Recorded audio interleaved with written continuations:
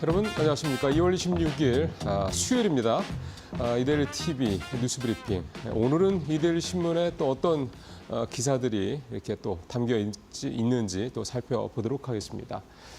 오늘 톱 기사는 여러분들 뭐 잘 아시는 두 회장들의 사진이 일면에 나와 있습니다. 이재용 회장, 정의성 회장. 또 손잡았다. 또 손잡았다라는 건 이제 작년에 전기차 배터리 동맹 이렇게 맺은 거 이어서 이제 이번에는 로봇용 배터리도 동맹을 좀 한다. 전기차에 이어서 로봇용 배터리까지. 그러니까 결국 이제 전기차 로봇, 물론 이제 그걸 연결해주는 고리는 배터리죠. 그러니까 현대차도 그렇고 삼성도 그렇고, 현대차도 그렇고 이 두 가지 분야가 미래에 있어서 얼마나 중요할 것인지에 대해서 같은 생각을 갖고 있다라고, 그러니까 동몽을 하고 있다 이렇게 좀 볼 수가 있겠습니다. 어제 삼성 측에서는 삼성 SDI, 현대차 측에서는 현대차와 기아 이 세 회사가 이 배터리를 이제 로봇용 배터리를 같이 만드는 부분과 관련해서 MOU를 체결을 했습니다. MOU 체결 내용의 골자는 어쨌든 배터리 개발과 관련해서는 뭐 삼성 SDI가 당연히 지금 주도적으로 할 건데 중요한 거는 이제 로봇인데 여기서 말하는 로봇은 휴머노이드 로봇을 얘기를 하겠죠. 이게 이제 결국은 궁극적인 지향점이 휴머노이드 로봇이니까요.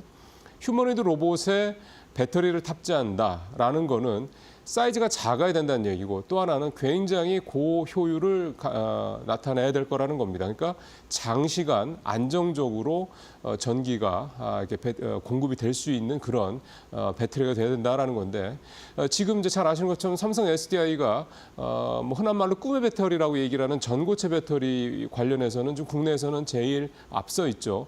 전 세계적으로도 뭐 중국보다 조금 뭐 뒤처진다는 얘기도 나옵니다만 전 세계적으로도 좀 가장 앞서 있는 선두 기업 중에 하나입니다. 그러니까 삼성 SDI가 현재 이렇게 좀 막판 좀 가속도를 올리고 있는 이 전고체 배터리가 현재로서는 가장 고밀도 고용량이죠.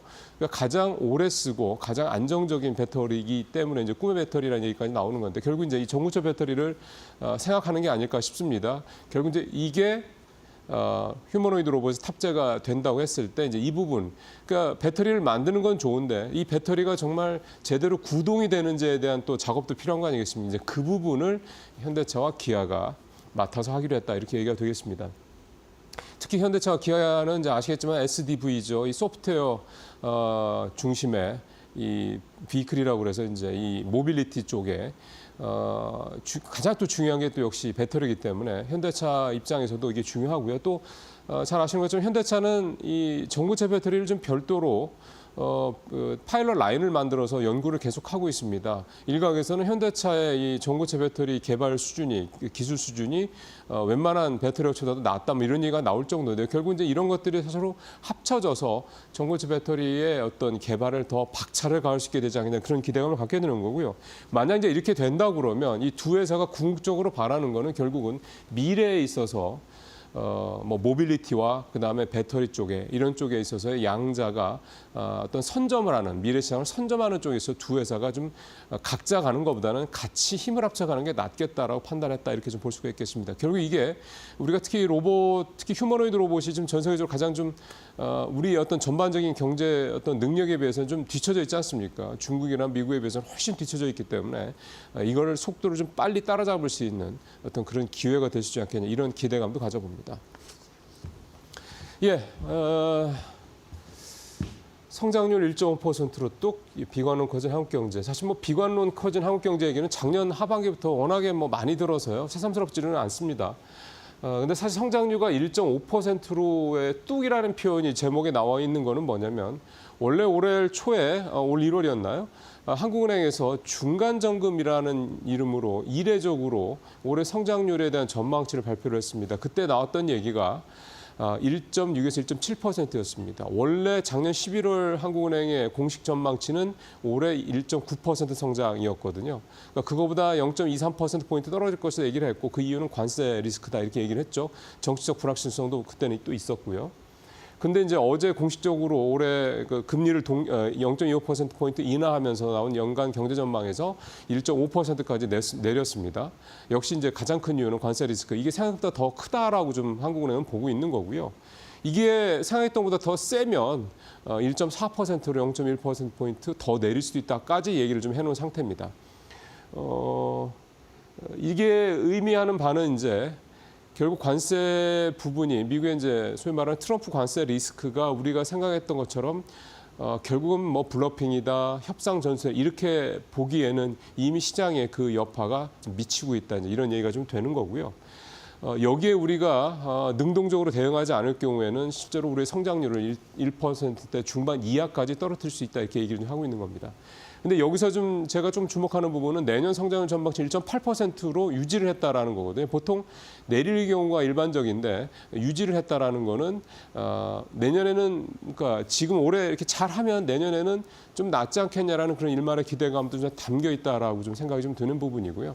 일단 첫 번째 우리의 정치적 불확실성이 적어도 올 상반기에는 해소가 될 가능성이 높고 한국은행에서 어쨌든 계속해서 좀 여러 가지로 좀 불을 쬐고 있긴 합니다만 이 추경에 대한 부분이 좀씩 가시화되고 있다는 부분. 어제 이창훈 총재가 이 추경 관련해서도 만약에 20조 원 정도의 추경을 편성을 해서 시행을 하면 0.2%포인트를 더 올릴 수 있다 이런 얘기를 했거든요. 예를 들어 1.5%라고 그러면 1.7% 정도까지 성장률을 끌어올릴 수 있다고 그러니까 올 초에 중간 점검에서 얘기했던 수준까지 올라갈 수 있다 이렇게도 볼 수가 있는 겁니다. 결국 이제 이런 부분들이 결국 이제 우리가 어떻게 하느냐. 트럼프의 관세 정책을 우리가 뭐 막을 수는 없는 거니까 그러면 그거에 대한 대응을 우리가 어떻게 하느냐 결국 이제 우리의 손에 달려 있다 이 얘기를 어제 한국은행은 좀 하고 싶었던 게 아닌가 이런 생각도 좀 듭니다. 자, 세 번째 얘기는 증권면 톱 기사로 가보겠습니다. 따따블 들썩이는 IPO 시장. 여러분들 뭐 충분히 제목 보시면은 아마 맞아 나도 그렇게 생각해라는 생각이 드실 것 같습니다. 작년에 특히 이제 작년은 한 3월부터 본격적으로 좀 IPO 시장이 좀 좋지는 않았는데 올해 2월까지는 괜찮았고요. 올해도 일단 2월까지는 IPO 시장이 좀 괜찮은 분위기입니다. 그제였죠. 24일 날 처음으로 따따블 이 IPO 종목이 나왔었죠. 이 종목 위너스였는데요. 그 다음에 어제 LK캠 180%, 그 다음에 20일 날 모티브링크 193%. 지금 표가 나오네요. 이렇게 좀 나왔고요. 쭉 보시면 이게 2월달 공모주들 모습인데 앞에 부분 그러니까 2월 중순 이후에 상장한 종목들은 비교적 수익률들이 괜찮죠. 근데 월 초에 상장했던 회사들은 좀 마이너스들이 많습니다. LG CNS 이게 사실은 올해 상장될 종목 중에서 가장 크다 뭐 이런 얘기까지 나왔는데 LG CNS 같은 경우 마이너스 9% 떨어졌고 아이지넷 그보다 하루 앞서 했던 아이지넷은 무려 상장 첫날 37%나 폭락을 하기도 했었는데 전체적으로 이제 IPO 시장 분위기가 이렇게 좋아지는 거는 결국 우리 국장 분위기가 견조하다 여기에서 이제 이유를 찾을 수가 있겠죠. 그다음에 이제 금리 인하 기대감이 반영이 돼 있었습니다. 왜냐하면 지난달에 금리를 한국은행이 동결한 이후에 2월 달에는 금리를 내릴 가능성이 이제 굉장히 좀 높다라고 시장에서 보고 있었던 차였고 어제 이제 금리를 내리긴 했습니다만 이런 부분들이 좀 미리 좀 반영이 됐다 이렇게 봐야 되겠습니다. 아무래도 IPO 한 새내기 주들 같은 경우는 이 금리가 내렸을 때 자금이라든가 또는 이자 부분이나 이런 부분에 대해서 부담이 좀 덜하고 자금을 조달을 하더라도 역시 낮은 금리로 조달할 수 있기 때문에 이런 점들이 좀 감안이 됐다 이렇게 좀 봐야 될 것 같고요. 그러다 보니까 특히 이제 이번 달 중반 이후에 아까 표에서 보셨던 것처럼 새내기주들의 분위기가 이렇게 좋다 보니까 이제 곧 상장을 앞두고 있는 종목들도 아주 따뜻한 바람이 불고 있다고 하는데요. MD바이스, 대진첨단소재 이 회사들이 이제 곧 상장을 할 회사들인데 상장 전에 기관 수요 예측 또 일반 청약 단계에서 상당히 좀 경쟁률도 좀 높고 공모 자금도 좀 많이 몰렸다고 합니다. 이런 부분들이 좀 작용을 할 것이라고 봐야겠고요. 근데 이제 우리가 또 여기에 그냥 또 뭐 좋다 이렇게 넘어갈 문제가 아니죠. 작년에 우리 IPO 시장 얼마나 특히 하반기에 좋지 않았습니까? 그 가장 큰 이유 이제 저도 여러 차례 말씀드렸지만 결국은 이 공모가 부풀리기 문제, 그 다음에 상장하자마자 기관들 다 털어내는 문제, 이 두 가지 문제 굉장히 심각하다 말씀을 드렸었죠. 그게 시장을 굉장히 왜곡을 하고 있고요. 결국 이제 이 두 문제가 지금 현재 제도적으로 완전히 해결이 되냐? 전혀 아닙니다. 이제 해결이 될 예정일 뿐이지 해결된 건 전혀 아니거든요. 또 증권업계의 인식의 변화에도 필요한 거고요. 결국 이제 이런 문제들이 해결이 돼야 IPO 시장도 이 잠깐 시장 자체가 좋기 때문에 그냥 그의 편승에서 잠깐 좋아지는 게 아니라 구조적으로 제값을 받고 시장에 들어와서 제 가치를 이제 찾아가는 그런 과정들을 좀 따라가는 어떻게 보면 이런 선순환 어떤 고리가 만들어질 것이다. 그런 기대가 좀 됩니다.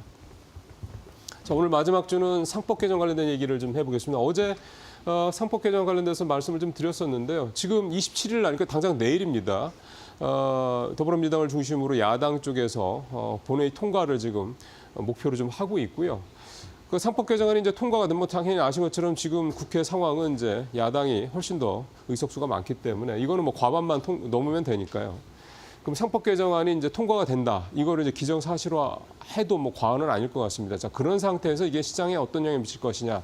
어제 시장에서 이 부분이 많이 좀 표현이 나오는 그러니까 어떤 신호들이 나오는 그런 모습들을 보였습니다. 일단 어제 지주사들 상당히 좀 강한 모습들을 좀 보였고요.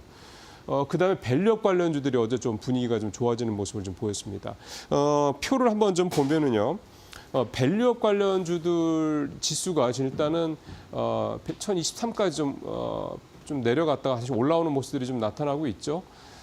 작년 딱 1년 전과 비교해서도 지금 뭐 조금 올라갔습니다. 아주 많이는 아닌데, 근데 아직 작년의 고점 대비해서는 좀 갈 길이 좀 멀고요. 근데 이제 이 상법 개정안이 통과가 확실히 된다고 그러면 이 밸류업 지수도 그렇고 밸류업에 들어가 있는 종목들의 움직임이 좀 긍정적일 수 있다 이렇게 좀 볼 수가 있는 거죠. 밸류업 지수는 사실 올 들어서 현재 7.8% 정도 올라서 코스피 9% 넘었죠. 그다음에 코스닥 13% 넘었죠. 시장 지수에 비해서는 현저하게 조금 낮은 상황이긴 합니다. 그만큼 현재는 좀 덜 올랐다 이런 얘기가 좀 되는 거고요. 이런 이제 상법 개정안이 통과됐을 경우 여기에 이제 좀 뒷바람을 좀 받아서 올라갈 여지가 있다 이렇게 보는 거고 시장에서는 성장주보다는 가치주, 특히 현금 자산 보유가 좀 많은 그런 종목들을 좀 주목해라 이런 지적도 나오고 있고요. 근데 결국 이제 이 상법 개정을 대해서는 이제 반대의 의견도 분명하지 않습니까? 기본적으로 행동주의 펀드들이 더 기승을 부릴 수 있다. 그러니까 좀 과도하게 소위 말해서 좀 시장에서 좀 오바를 할 수 있다 이런 얘기도 좀 있고, 그다음에 아무래도 이제 경영진과 주주 간 이 충돌 이 부분이 좀 더 커질 수 있다 이렇게 얘기를 좀 하고 있습니다. 상법 개정 문제는 그 앞서 말씀드렸던 이 IPO 관련된 뭐 공모가 부풀리기 문제 이런 부분들 우리 시장이 좀 갖고 있는 여러 가지 소위 말하는 이제 컨트리 리스크 중에 하나들이죠. 이런 부분들 하나하나 개선이 돼가는 그런 추세다. 이런 부분들, 이런 우리 시장이 좀 긍정적으로 시장의 지수가 오르내린 것 관계없이 우리 시장이 계속해서 좀 선전화되는 긍정적인 어떤 흐름으로 볼 좋다 이렇게 생각도 해봅니다. 오늘 뉴스브리핑 마치겠습니다.